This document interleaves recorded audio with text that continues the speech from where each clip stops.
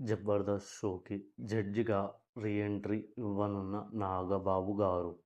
జబర్దస్త్ షోకు మళ్ళీ జడ్జిగా Nagababu re entry ఇవ్వనున్నారని వార్తలు వచ్చాయి.